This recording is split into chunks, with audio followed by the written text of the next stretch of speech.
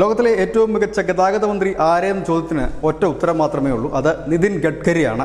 അദ്ദേഹം വളരെ വേഗമാണ് ഇന്ത്യൻ റോഡുകളെ മാറ്റിമറിച്ചത്. ഒപ്പം തന്നെ വാഹന വിപണിയെ മാറ്റിമറിച്ചുകൊണ്ട് ഇന്ധനത്തിന് ക്രൂഡ് ഓയിലിനെ ഇല്ലെങ്കിൽ പെട്രോളിനെ ഡീസലിനെ മാത്രം ആശ്രയിക്കുന്നതിൽ നിന്നും ഒരു പുതിയ ഉണർവ് നമ്മുടെ രാജ്യത്തിന് സമ്മാനിച്ചു. ഇപ്പോൾ കഴിഞ്ഞ ദിവസം, അതായത് 32ാമത് കൺവെൻഷൻസ് ഇന്ത്യ എക്സ്പോയുടെ ഉദ്ഘാടനവുമായി ബന്ധപ്പെട്ടുകൊണ്ട് അദ്ദേഹം നടത്തിയ ഒരു പ്രസ്താവന വലിയ ചർച്ചയായി മാറുന്നു. അദ്ദേഹം പറഞ്ഞത് 6 മാസത്തിനുള്ളിൽ ഇലക്ട്രിക് വാഹനങ്ങളുടെ വില പെട്രോൾ വാഹനങ്ങളുടേതിന് തുല്യമായിരിക്കും. ഇപ്പോൾ നമ്മുടെ രാജ്യത്ത് പലരും ഇലക്ട്രിക്കൽ വാഹനങ്ങൾ വാങ്ങാൻ മടിക്കുന്നത് അതിൻ്റെ ഭീമമായ വിലയാണ്.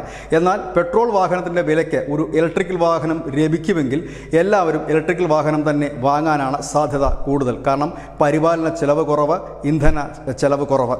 ഏതായാലും അതിനുള്ള വഴിയായിരുന്നു ഈ 2025-26 കാലഘട്ടത്തിലേക്ക് പാസ്സാക്കിയ നിർമ്മലാ സീതാരാമൻ കൊണ്ടുവന്ന ബഡ്ജറ്റിനകത്ത് ഒരു പുതിയ പ്രഖ്യാപനം. അതായത് ഇറക്കുമതി ചെയ്യുന്ന ബാറ്ററികൾക്കും മറ്റും കസ്റ്റംസ് തീരുവ ഇളവ് ചെയ്തുകൊണ്ടും ഇല്ലാതാക്കിക്കൊണ്ടുമുള്ള പ്രഖ്യാപനം. അതുമൂലം വാഹനത്തിൻ്റെ വില ഇപ്പോൾ തന്നെ 10 മുതൽ 15% വരെ കുറഞ്ഞിരിക്കുന്നു.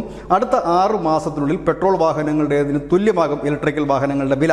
അതായത് തദ്ദേശീയമായി തന്നെ ബാറ്ററി വികസിപ്പിക്കുന്നതിനായി തദ്ദേശീയമായി ബാറ്ററികൾ നിർമ്മിക്കുന്ന സ്ഥാപനങ്ങൾക്ക് നികുതി ഇല്ലാതാക്കിക്കൊണ്ട്, നികുതി ഇളവ് നൽകിക്കൊണ്ട് വലിയൊരു പ്രഖ്യാപനം കൂടി വന്നിരിക്കുന്നു. അതുകൊണ്ട് തന്നെയാണ് അദ്ദേഹം പറഞ്ഞത് 6 മാസത്തിനുള്ളിൽ തന്നെ വില പെട്രോൾ വാഹനങ്ങളുടേതിന് തുല്യമാകും എന്ന്. കാരണം ഈ നമ്മളുടെ രാജ്യത്ത് വികസനം മുൻപോട്ട് വരണമെങ്കിൽ, സമ്പദ്ഘടന പുഷ്ടിപ്പെടണമെങ്കിൽ ലോജിസ്റ്റുകൾ നന്നായി നടത്തേണ്ടതായിട്ടുണ്ട്.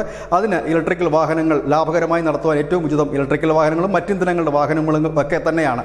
നമ്മൾ വലിയൊരു തുക തന്നെ നമ്മുടെ രാജ്യം ഈ ക്രൂഡ് ഓയിലും പെട്രോൾ ഉൽപ്പന്നങ്ങളും മറ്റും ഇറക്കുമതി ചെയ്യുന്നതിനായി ഉപയോഗപ്പെടുത്തുന്നുണ്ട്. അപ്പോൾ മറ്റ് ഇന്ധനങ്ങളിലേക്ക് മാറിയാൽ ഇത് പരിധി വരെ കുറയ്ക്കാൻ കഴിയും. ഏതായാലും 2025 അവസാനമാകുമ്പോഴേക്കും 20% ഇലക്ട്രിക്കൽ വാഹന വിപണി എത്തും എന്നാണ് രാജ്യം പ്രതീക്ഷിക്കുന്നത്. 2030 എത്തുമ്പോഴേക്കും 40% ഈ വാഹന വിപണിയിലെ ഇലക്ട്രിക്കൽ വാഹനങ്ങളുടെ സ്വാധീനം. ഏതായാലും ഈ ബഡ്ജറ്റിലെ പ്രഖ്യാപനം വന്ന ഉടൻ തന്നെ ഇലക്ട്രിക്കൽ ടൂ വീലറുകൾക്കെല്ലാം തന്നെ വില വലിയ രീതിയിൽ തന്നെ കുറയുകയുണ്ടായി.